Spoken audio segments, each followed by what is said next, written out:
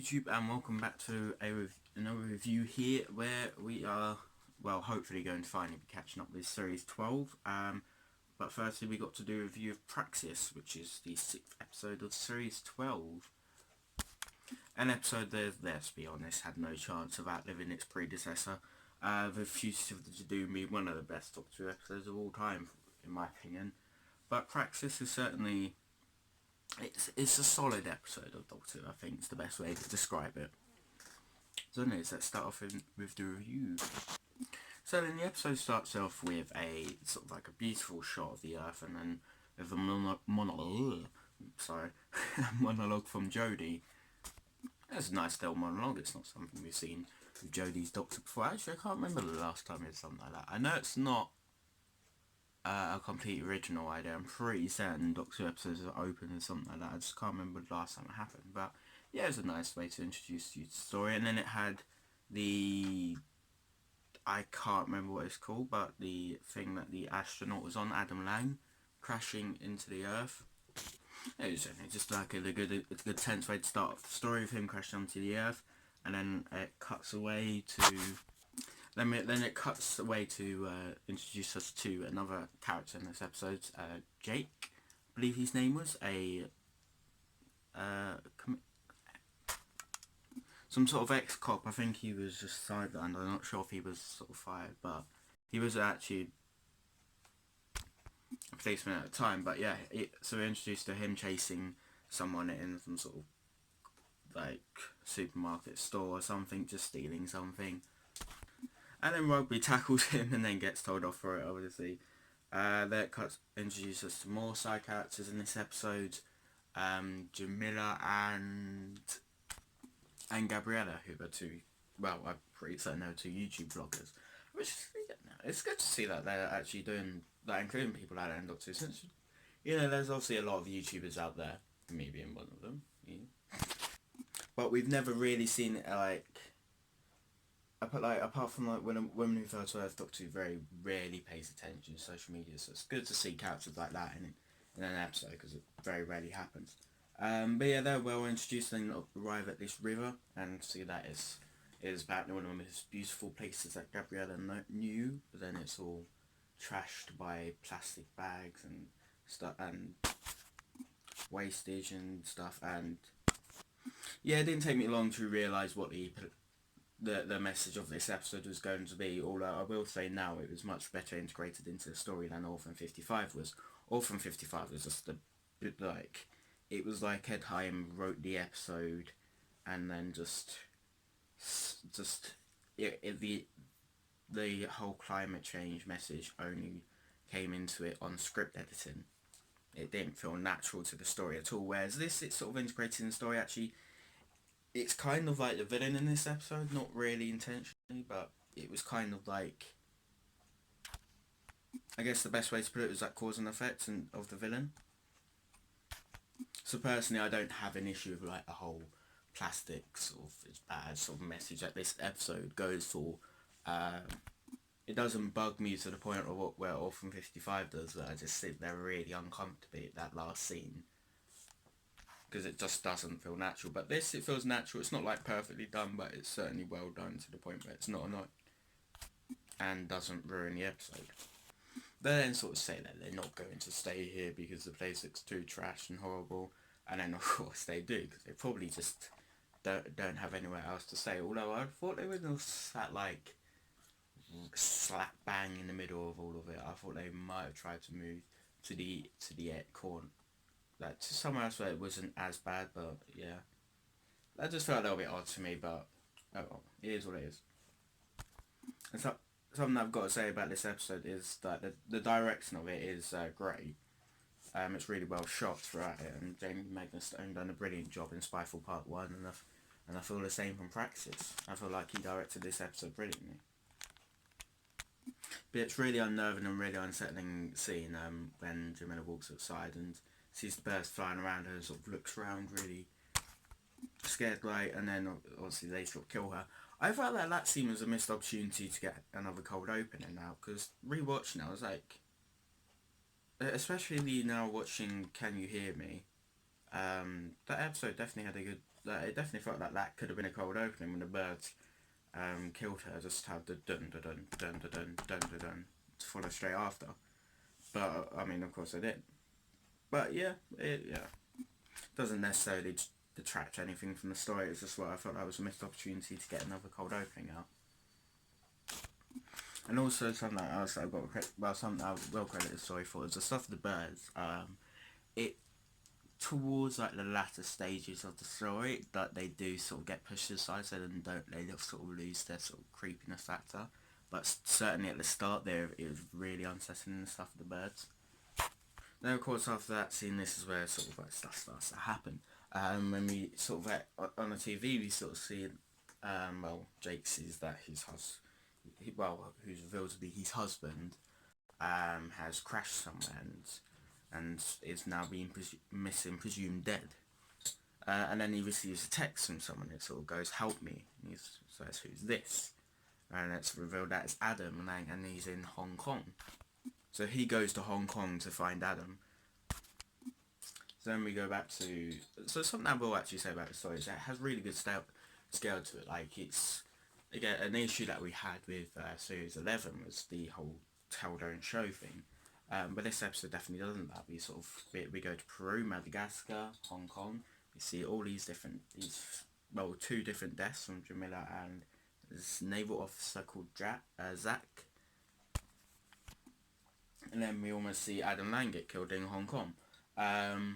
So this episode's got really good scale to it, which I do like, since you don't often get like big scaled episodes it's not even sort of mid-season sort of filler sort of episode, and especially not in the Chibnall way of based on what we had last season. So anyway, Gabriella then goes looking for Jamila because she's missing, and the last time she saw her was when she'd gone to sleep. So yeah, she gets a little bit worried and then sees a bird drop out of the sky, probably killed by the plastic in its system. And then Ryan then pops up and sort of goes, "Don't touch birds." And Ryan was brilliant in this episode. I know this is not like a popular opinion based on what I've seen, but I really like Ryan. For me, it goes Graham, Ryan, and Yaz. And I feel like Ryan's got could like maybe if it was Ryan and Graham, I think Ryan would certainly go right up there on the list of my companions from New Who at least. And this sort of episode showed why, because I felt like he really sort of stepped up for this episode, and the scenes where he was on his own and sort of took command. Obviously had to take care of Gabriella, who's really unsettled about everything that was happening. In fact, he'd done really well, sort of for bravery and stuff like that. And yeah, basically I just felt like it was a really good episode for Ryan, especially when he was on his own. And that's something that you got to credit this episode. Like, and it should Chibnall with is that at most of the time it feels like we've got too many companions and didn't really have much to do most of the time. But this episode definitely gave them stuff to do, with Graham and Yaz venturing off to Hong Kong with Jake. Although Graham doesn't have too much to do, just to be a bit of comic relief, but Graham's character's so good it doesn't really matter. Yaz stepped up in this story well. Ryan has said Jodie's doctor in this was also very good as well. I enjoyed her in this. Although it wasn't her best performance of the series, like character wise and script wise. I certainly didn't have an issue with it, because we obviously can't expect to see different sides of her every episode. So if this is just sort of like the generic performance we should expect to see from Jodie, and I enjoyed it at least. But like the fact that the fam was well introduced with this, as I said, Ryan met Gabriella, then we were in Hong Kong, Jake was trying to get in the building, and Yaz and Graham popped along. Then in Madagascar, there was one of the naval officers that washed up on the beach, and the doctor comes screaming out, "Needs some help over here," to sort of help him get him off the beach. And that introduced Suki Cheng, I believe. I can't remember the Madagascan guy's name, so I do apologise about that. So then they take him on to the beach, and he sort of says something got onto his ship and they couldn't stop it, and then the virus started to take over him. that was the Praxeus in this episode was so really sort of disturbing. It really wasn't like a nice thing to sort of imagine just happening to anyone. So that was done really well. Again, like, it, yes, as always, visually this episode was very good. Yeah, the Praxis, the way people died was pretty disturbing, with it sort of just taking over their body and then they just explode quite aggressively and just disintegrate into nothing. So that was done really well. And something that I've got to say is, I mean, I highly doubt they ever intended for this to happen. But it is odd timing in this episode, considering what is happening. It's relevant to what is happening in the world right now with the coronavirus. That finding out its way across all these different countries. Just, it's very similar to Praxis. I mean, it's definitely unplanned. Like, there's no way this is planned, but it's just odd timing. Just, yeah. Yeah, it's just funny how things work out. But, yeah, so there's an issue that people like this episode, is it's an easy episode to compare with Orphan 55. As I said, they're pretty similar episodes in quite a few aspects. And something that Orphan 55 had was pretty awful side characters. There wasn't really many that I really had much care for, especially looking back on it. There was pretty much no one. But this episode, there's another thing that this episode has got over Orphan 55 is that, yeah, like pretty much all the side casts quite liked in this episode. Gabriella's the lowest, but even her, like, I enjoyed her to a certain extent. Jake and Adam I really liked, especially when later on when sort of had development with, like, how it's development with their sort of relationship issues and stuff, and then especially when he has that speech with Graham later on in the episode. That was a brilliant scene, and learned a lot about his character. And he sort of, there was a line that he said where, it was brilliant writing, but he sort of said, sort of about him being an astronaut, and sort of said, "Do you know how hard it is being married to someone that impressive?" And then Graham just doesn't say anything, just sit there staring out into the sea, and every one of us knew exactly what was going through his mind. Yeah, that was just that was a really well done scene. That whole scene was actually brilliant, but that was a standout moment for me. Yeah, like a couple of scenes that just sort of like felt like just teasing the companions. I think, and behind the scenes they sort of explained it as the companions so used to the Doctor like explaining stuff, as she does over-explain quite a lot of things. And when they're sort of like facing that door back in Hong Kong, and they're sort of like, oh, it's locked, and then sort of chatting about it, and then Jake just kicks it down, and he's just like chat, and you're just like, yes, finally someone who understands. Yeah, that seems like that were really good from Jake. And then obviously Suki Cheng, yeah, she was there, average, bit odd, like with the amount of equipment she had with her, but then obviously that there was a reason for that later on in the episode when the twist happened and she turned out to be an alien species experimenting in humans to try and find a cure for Praxeus. Yeah, it's a nicely done twist. It didn't really hit me that hard since I didn't really care too much about Suki Cheng. But yeah, there was nothing, I didn't really, yeah. Yeah, the side characters in this episode were just very good, and I enjoyed them. Especially enjoyed seeing Warren Brown in Doctor Who, since I am a fan of Luther. So it's nice to see him in this. An issue I do have with this story though, because it starts off phenomenally well. Like the first 20 odd minutes of this episode are brilliant, like 9 out of sort of 10 standards. It sort of lost it later on, which I'll get onto in a minute. But something that I do have an issue with this story is the masks, the people in masks, hazmat suits I believe they're called. They were initially, they were really creepy in that sort of, they had no clue, there could have been anything behind those masks.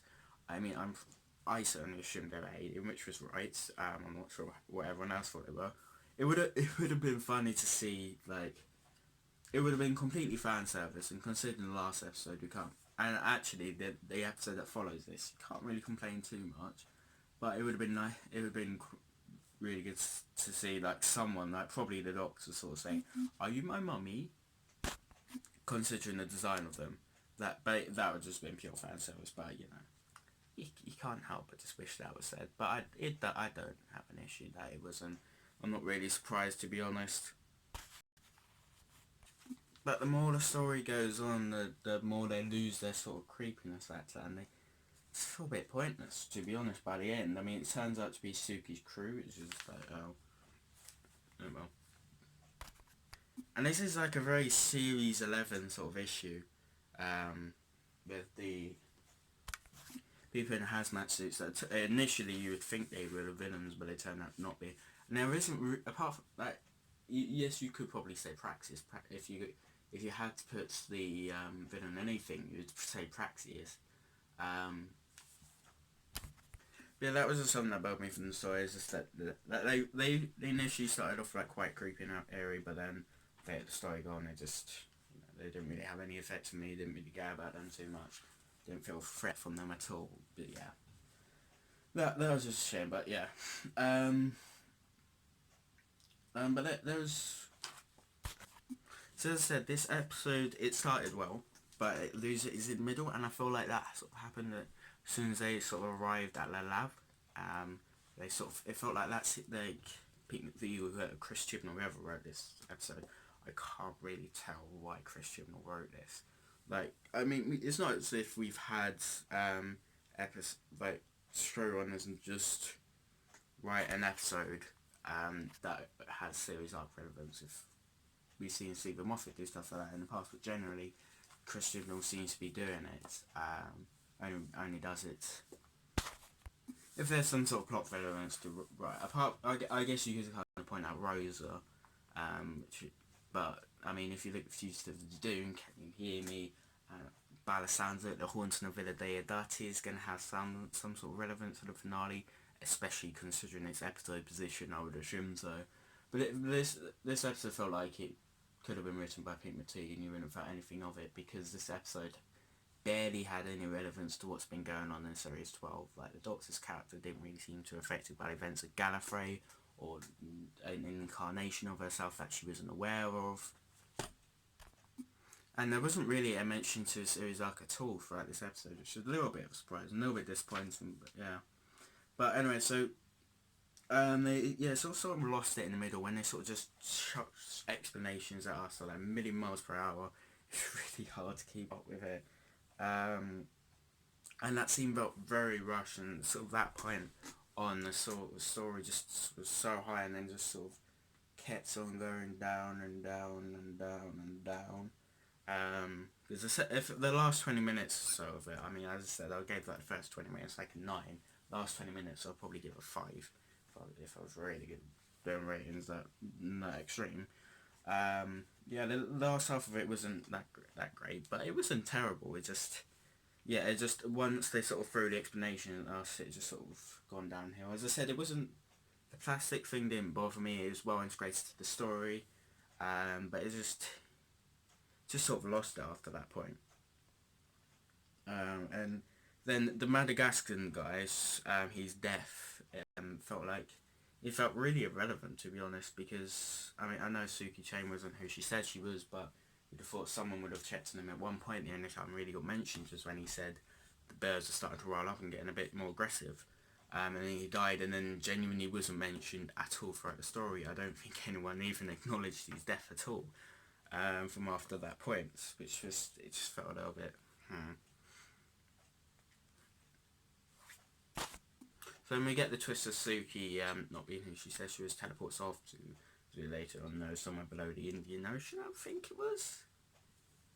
Pretty certain it was. And then we get this really well shot scene and really eerie scene where these birds begin to attack and just smash through the window. Unfortunately, it didn't take me by surprise at all, that scene, and had no attention on me first time watching it, because I knew it was going to happen because I remembered the scene in the trailer.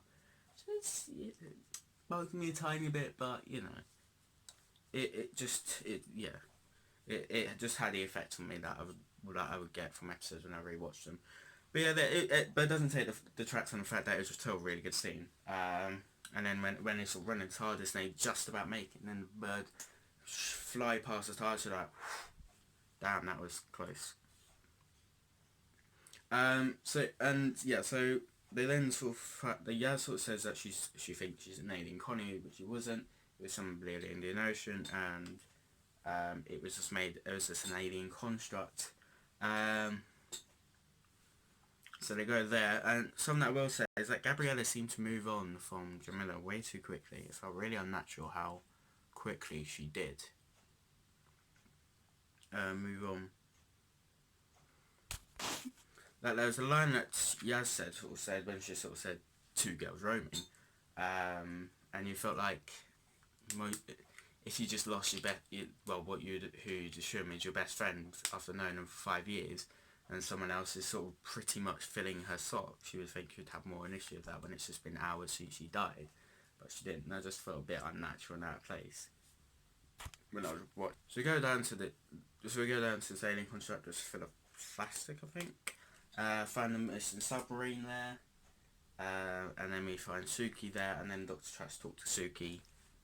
Turns out she's got a virus, to the human cure, which works on Adam Lang, but didn't work on Suki Cheng, so she ends up dying. And you sort of felt that, like, Jodie is sort of feeling emotions in that situation, because she just watched someone die in front of her after trying to persuade them to help each other to cure the Earth, and also was angry at her at the time. She felt sorry for her in that scene, which recovers quickly as she is thousands of years time old, so she's probably used to that. But anyways, so they sort of put the ship on autopilot and set an antidote to release over the planets to destroy Praxeus across Earth and save the planet, pretty much. It is a solid way to resolve the story. Then we get a good scene with Jake almost sacrificing himself for the planet.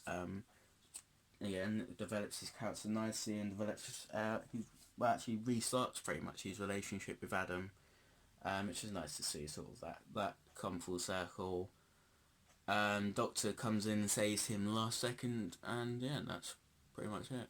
Then they sort of say goodbye. Then there's more bit. There's a tiny monologue from Jodie, and then the episode ends. So yeah, it was, as I said at the start of it's just a solid episode of Doctor Who. There's nothing standing out about it, but it's rewatchable. It's fun.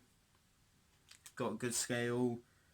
It's just solid. So in conclusion, this is just a solid episode of Doctor Who, enjoyable to watch. Has its issues, starts off really well, creepy with lots of creepy stuff. The hazmat people, initially quite creepy. The birds, really unsettling, but then loses it up after a really rushed explanation of what's happening. Resolution to the story is fine.